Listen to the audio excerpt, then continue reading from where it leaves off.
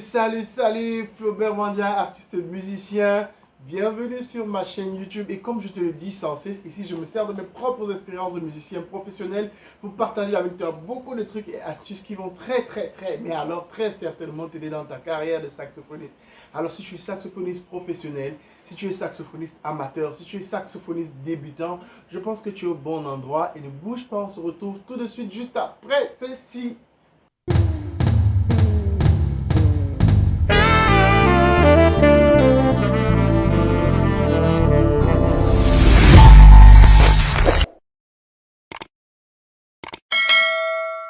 Alors, la question du jour, comment faire sonner les accords? Sonner entre guillemets les accords. Qu'est-ce que ça veut dire sonner des accords dans le jargon musical? Ça veut simplement dire comment ressortir la caractéristique de chaque accord. Parce que sur la dernière vidéo que j'ai faite, j'ai montré comment aborder les accords sur un saxophone. Et je pense qu'on avait dit que malheureusement sur le saxophone, on n'a pas la possibilité de plaquer les accords parce que c'est un instrument de solo en réalité. Mais qu'est-ce qu'on fait généralement sur le saxophone? On arpège les accords. Et on avait travaillé, je vous avais donné des pistes, je vous avais donné des petits exercices qui allaient certainement vous faire développer votre travail sur les arpèges. Et aujourd'hui, on va travailler comment faire sonner les accords, c'est-à-dire comment faire ressortir le caractère de chaque accord. Déjà, je tiens à te rappeler qu'il existe plusieurs types d'accords. Il existe des accords majeurs, des accords mineurs, des accords septièmes, des accords neuvièmes, des accords diminués, des accords augmentés. Mais aujourd'hui, on va essentiellement parler des accords mineurs 7, des accords majeurs 7, septième bémol, septième de dominante. Et à partir du travail que nous allons faire aujourd'hui, tu pourras te servir, ou alors ça pourra te servir de base pour développer ton propre travail sur d'autres types d'accords. Première chose pour faire sonner un accord, c'est d'étudier l'accord. Qu'est-ce que je l'entends par étudier l'accord? Prenons par exemple le cas d'un accord à trois sons. Un accord à trois sons est composé de sa tonique, de sa tierce, de sa quinte et de l'extension. L'extension peut être la septième, l'extension peut être la neuvième. Mais comme je l'ai dit tantôt, aujourd'hui on va parler de la neuvième et des septièmes. Et à partir de ce travail, tu pourras te baser dessus pour développer, pour poursuivre ton travail sur les accords. Il est très important de noter que chaque accord a une note sensible. Je prends l'exemple d'un accord majeur. Un accord majeur simple, l'accord de sol majeur.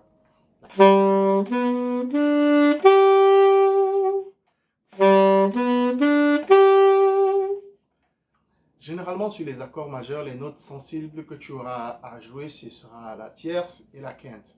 C'est-à-dire, voilà la tierce et voilà la quinte.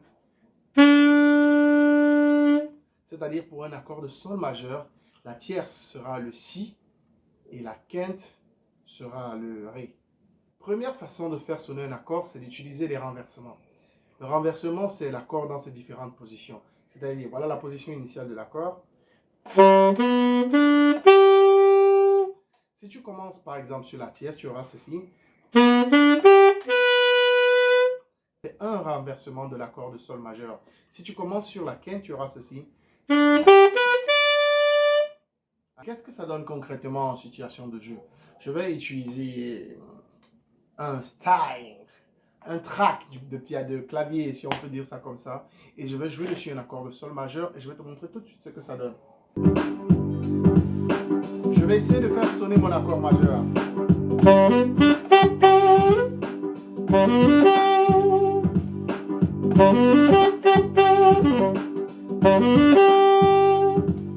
Là maintenant, je vais utiliser le premier renversement.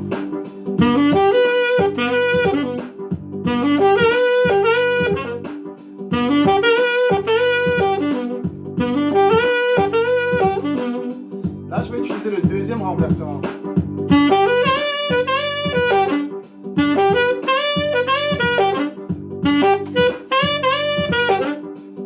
Voilà, là, j'ai essayé de faire sonner l'accord de sol majeur. Et j'ai utilisé la première méthode, c'est les renversements. Et maintenant, je vais te prendre l'exemple d'un accord de septième majeur. Pour un accord de sol, tu auras...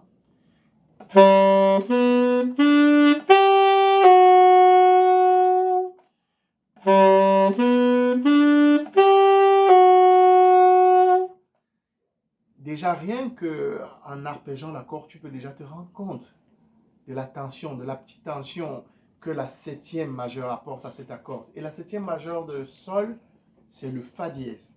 Donc, la note sensible sur cet accord est naturellement la septième majeure. C'est pour ça que tu te rends compte que quand je joue la septième majeure, ça apporte déjà un certain effet. Regarde.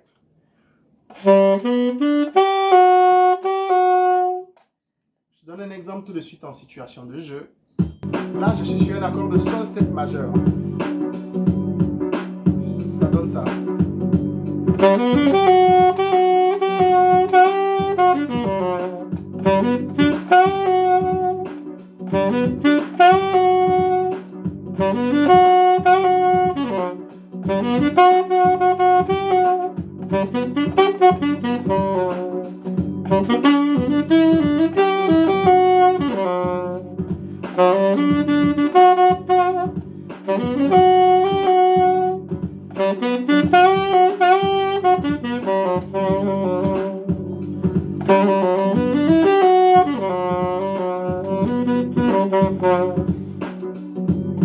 Tu as certainement pu entendre la septième majeure de l'accord de sol majeur 7 être accentuée.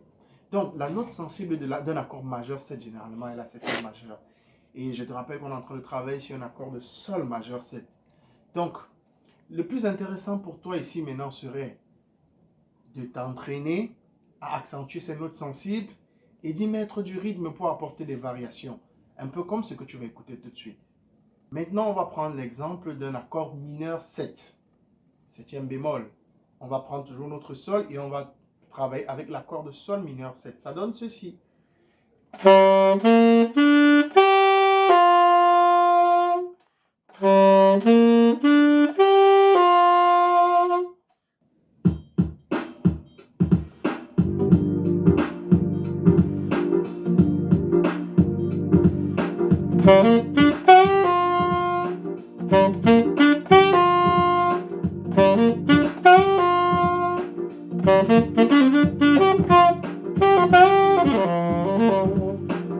Là, j'ai travaillé sur un accord de sol mineur 7 en situation de jeu et j'ai essayé de te montrer à quoi ça peut ressembler une espèce d'improvisation sur un accord de sol mineur 7 en restant, comme je l'ai dit, sur mes arpèges d'accords en essayant de faire sonner l'accord, c'est-à-dire en essayant d'accentuer les notes sensibles. Là maintenant, on va travailler sur un accord de sol septième, donc septième bémol. Ça donne ceci.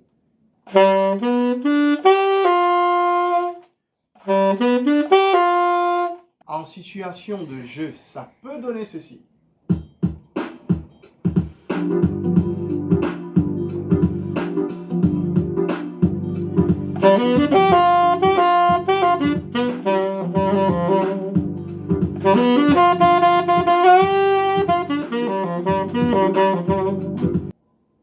En conclusion, aujourd'hui, je tenais à te montrer comment on peut faire sonner un accord, entre guillemets, c'est-à-dire exprimer le plein potentiel de l'accord, faire ressortir la couleur initiale de l'accord. On a travaillé sur les accords majeurs, on a travaillé sur les accords mineurs 7, et bien évidemment, si on travaille sur un accord mineur 7, ça veut dire que la méthode est valable aussi pour un accord mineur normal, sans altération. On a travaillé sur un accord de septième bémol, on a travaillé sur un accord de septième majeur. Et je tiens vraiment à te rappeler que ceci est la continuité du travail qu'on avait à faire sur les arpèges. Une fois qu'on maîtrise ces arpèges, d'accord, tout l'intérêt va résider maintenant dans la pratique quotidienne, la routine de travail qu'on va se donner.